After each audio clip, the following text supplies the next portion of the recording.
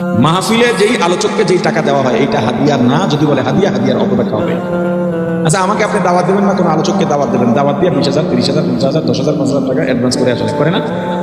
আমি মাহফিলে আসতে পারলাম না, টাকাটা কি আমার কাছে থাকে না চাইয়ে নিয়ে আসে?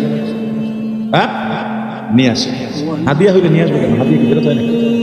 বরং হুজুর না দিলে মানববন্ধন করে কমিটি, আমাদের টাকা দিছিলাম, আমাদের টাকা বেরোতে হয়। তাহলে কোন ব্যাখ্যায় হাদিয়া হবে বলে? ওয়াজ তো করতেছি সওয়াবের নিয়তে। আমি আমার এলাকায় ওয়াজ করে ওয়াজের বিনিময়ে টাকা নিতে পারবো, কথা বুঝে? কারণ আমার এলাকার জিম্মাদারি আল্লাহ আমার উপর দিয়েছে। আমার প্রতিবেশী কু আনফুসাকুম ওয়া আহলিকুম নারা। যখন আমার ইউনিয়ন, আমার ওয়ার্ড পুরো দিনদার হয়ে যাবে, তখন আমার ইউনিয়নে দায়িত্ব পড়বে। ইউনিয়ন হয়ে গেলে থানায় দায়িত্ব পড়বে। সারা বাংলাদেশ ইসলাম কায়েম হয়ে গেছে, ভোলা বাকি আছে, তখন আমার ভোলায় দেওয়া আমার উপর ফরজে আইন হবে। এর আগে আমার এলাকা, ওই এলাকায় আমি দিনের কথা বললেই এইটার বিনিময়ে টাকা নিতে পারবো, তখন দায়িত্ব পালন করতেছি আমি। এখানে আপনার দায়িত্ব পালন করতে আমি আসি না, এখানে বয়ান করতেছি সওয়াবের নিয়ত ছাড়া কোনো উদ্দেশ্য থাকতেই পারে না। তাহলে আমার যে টাকাটা দেবে কি হিসাবে নেব? পারিশ্রমিক। কি কিসের পারিশ্রমিক? ওয়াজ করে এটার বিনিময়? আর প্রশ্নই আসে না, আপনি ওয়াজের কিসের পারিশ্রমিক দেবেন?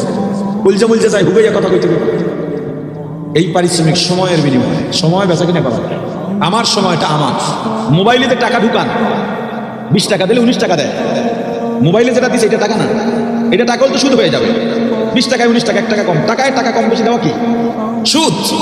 তাহলে মোবাইলে যে টাকাটা ঢুকান, 20 টাকা দেন, দোকান থেকে আপনাকে 19 টাকা দিল, এটা টাকা না, আপনি সময় কিনছেন, মিনিট কিনছেন। 20 টাকায় যে টাইমটা আপনাকে দিচ্ছে, এই টাইমে এতক্ষণ কথা বলা যাবে, এই সময়। আপনারা কোন সময় মনে করছেন আমি ওয়াজ করি? যে ওয়াজের সময় না, এটা পুরাটাই ফি সাবিলিল্লাহ তাআলা। আমি কুয়াকাটা থেকে রওনা দিয়ে আসছি, আবার যাবো, প্রায় 8 ঘন্টা সময় আপনার পিছনে আমার দেয়। আমার আসা যাওয়ার জার্নি, শারীরিক পরিশ্রম, আমার গাড়ি, সব মিলে একটা পারিশ্রমিক দেবেন আমাকে। এই পারিশ্রমিক কারো হয় 1 লাখ, কারো হয় 5 লাখ। একজন অফিসে দারোয়ান চা বানাইতে শেষ, টেবিল মুছতে শেষ, মাস শেষে বেতন 6,000। আর একজনের বইয়া থাকে এসির মধ্যে, চাটা আইনা দেয়, বইয়া খায়, বেতন 1 লাখ। কোনোদিন প্রশ্ন করছেন? কথা বলে না। হুজুরা যখন কম বেশি নেয় প্রশ্ন করেন কেন? হাদিয়া কোনো বিনিময় হয় না। আপনি যখন মৃত ব্যক্তিকে সওয়াব হাদিয়া পাঠাবেন, এটার বিনিময় হতে পারবে না, তার বিনিময় একটা। হাকিমুল উম্মত মুজাদ্দিদ মিল্লাত আল্লামা আশরাফ আলী থানভী রাহমাতুল্লাহ আলাইহির কাছে একজন গেলেন হাদিয়া নিয়ে। হযরত আপকে নিয়ে হুজুর আলহামদুলিল্লাহ বললেন, এরপর দোয়া করেন হুজুর, আল্লাহ আগন্তুক ভাইকে আপনি কবুল করেন, তার মনে নেগাশা পূরণ করেন, তার বালা মুসিবত দূর করেন, দূর করে দেন, পেরেশানি দূর করে দেন, ছেলে মেয়েকে কবুল করেন, আমলদার বানান, বুজুর্গ বানায় দেন। আল্লাহ আমিন। লোকটা উঠে যাইতেছে, এ ভাই আপনি হাদিয়া অফিস করে দিচ্ছেন। হুজুর কি জন্য হাদিয়া দিস? না, হাদিয়া তখন আর নাই।